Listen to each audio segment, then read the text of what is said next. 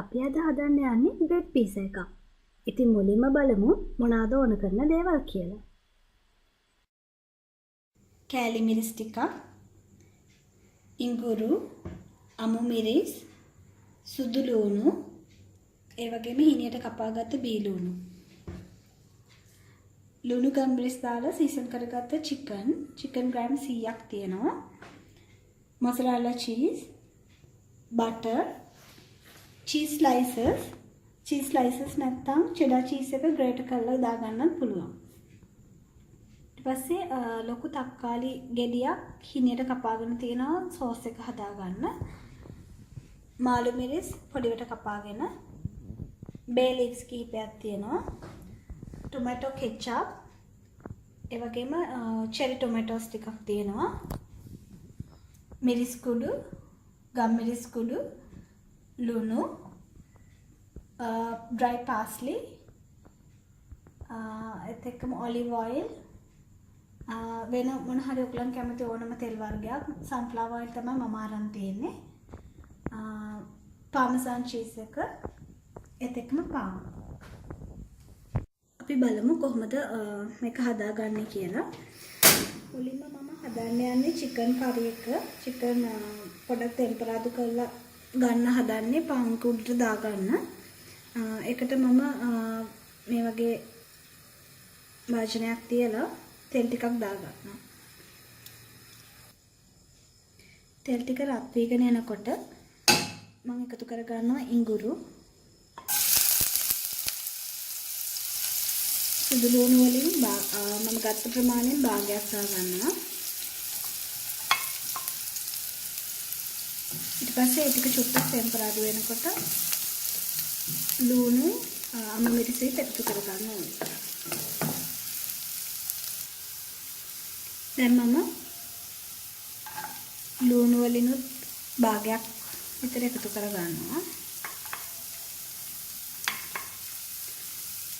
ඊපස්සේ අමු මිරිස් ටික ඔක්කොම. අමු මිරිස් කලර් 3ක් විතර මම ගත්තා.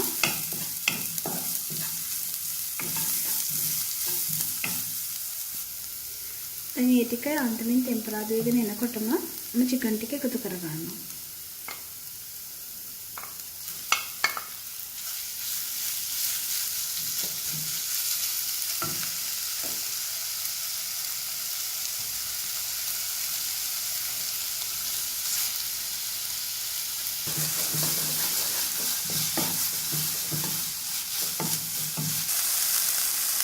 දැන් චිකන් ටික ටෙම්පරාදු වෙලා දාන්තමින් රන්වන් පාට වේගෙන එන්නේ. මේ වෙලාවේදී මම කෑලි මිරිස්ුයි මිරිස් පොඩි එකතු කරගන්නවා.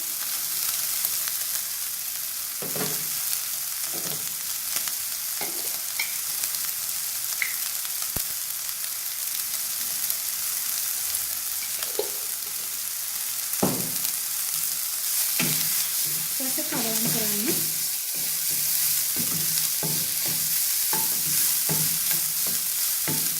ඇත්තටම මේ curry එක හදාගන්න ඔයගලන් කැමති විදියකට පුළුවන්. කැමති සෝස් වර්ගයක් ඕන දෙයක් පාවිච්චි කරලා කැමති curry එකක් හදාගන්න පුළුවන්. දැන් මේ ටික හොඳට ටෙම්පරාදු වෙලා තියෙන්නේ.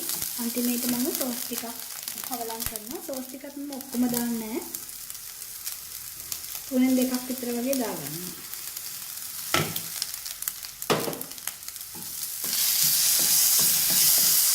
ටික කවලම් කරන ගම ගෑස් එක ඔෆ් කරන්න පුළුවන්. දැන් ඊළඟට මම හදන්න යන්නේ අපි බ්‍රෙඩ් පීසා එකට පාවිච්චි කරන සෝස් එක.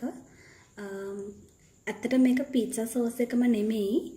මම ඒ විදිහට ඕන කරන හර්බ්ස් වර්ග ඔක්කොම දාලා හදන්නේ අද. ලේසියෙන් ගෙදර තියෙන දේවල් දාලා හදාගන්න පුළුවන් විදිහට තමයි අද මම පෙන්නන්නේ. මුලින්ම මේ වගේ පෑන් එකක් තියලා මම ඒකට ඔලිව් ඔයිල් එකතු කරගන්නවා. ටිකක් වැඩිපුර එකතු කරගන්න. ඊට පස්සේ ඒකටම මම බටර් ටිකකුත් දාගන්නවා. මොකද පීට්සා සෝස් එක හදනවා නම් ඒකෙදි මේ බටර් වගේ දේවල් එකතු කරන්නේ නැහැ. මම පාවිච්චි කරන්නේ අද පාන් නිසා මම බටර් පොඩ්ඩක් දාලා ඒ බටර් රස ගන්න කැමතියි.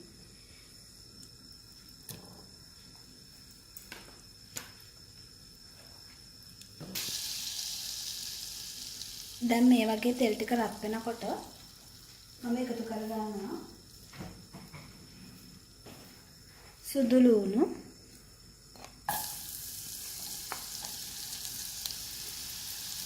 පොඩිවට කපාගත්ත ලුණු,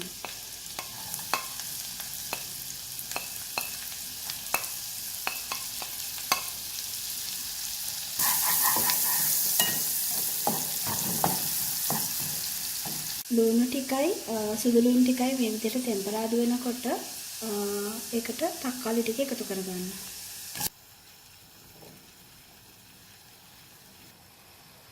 දැන් ඒකට ලුණු එකතු කරගන්න.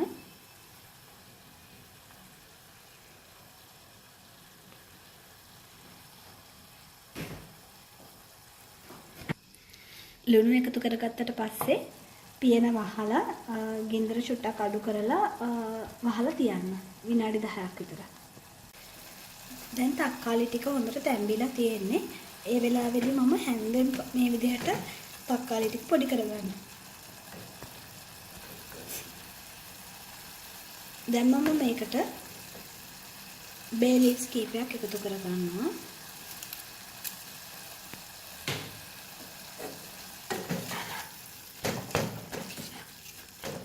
ඒත් එක්කම ඩ්‍රයි පාස්ලි චුට්ටකුත් එකතු කරගෙන අපෝ සැරයක් වහලා අඩු ගින්දරේ තියනවා.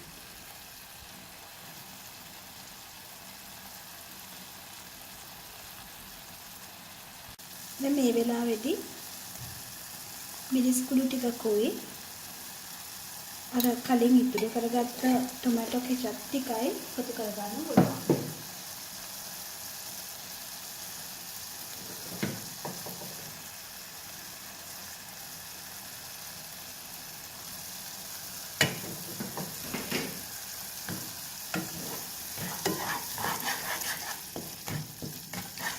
ආයෙත් සැරයක් හොඳට කවලක් කරලා තව විනාඩියක් විතර වහලා තියාගන්න. දැන් අපේ පිට්සා සෝස් එක ලෑස්ති. දැන් අපි බලමු කොහොමද බ්‍රෙඩ් පීස් එක හදාගන්නේ කියලා. මුලින්ම කරන්න ඕනේ පාන් පෙත්තට බටර් ටිකක් ගා ගන්න.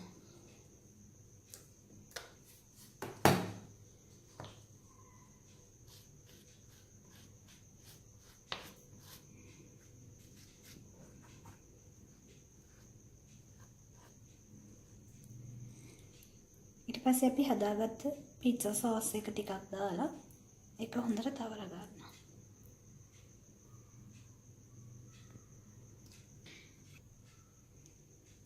ඊළඟට අපි ටෙම්පරාදු කරගත්ත චිකන් එක එකතු කරගන්නවා.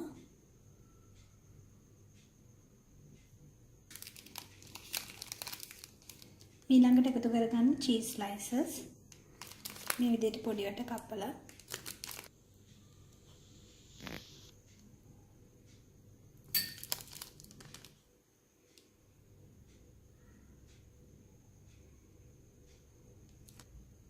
ඊළඟට මාළු මෙලිස්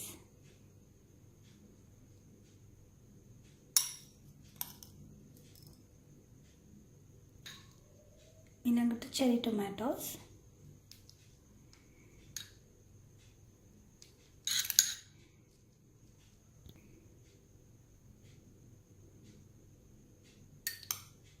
ඊළඟට එකතු කරගන්නේ මොසරෙල්ලා චීස්. ඔයගලන් කැමති විදියකට කැමති ඕඩර් එකකට මේක දාගන්න පුළුවන්. එහෙම විශේෂ ඕඩර් එකක් නැහැ.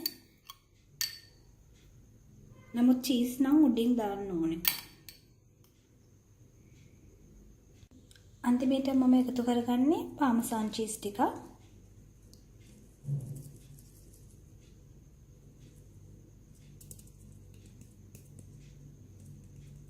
විදිහට හදාගත්ත පාන් එක අපි බේක් කරගන්න ඕනේ. ඒ නිසා මේ වගේ බේකින් ට්‍රේ එකකට ඔයිල් පේපර් එකක් දාලා ඒකේ තියාගන්න පුළුවන්.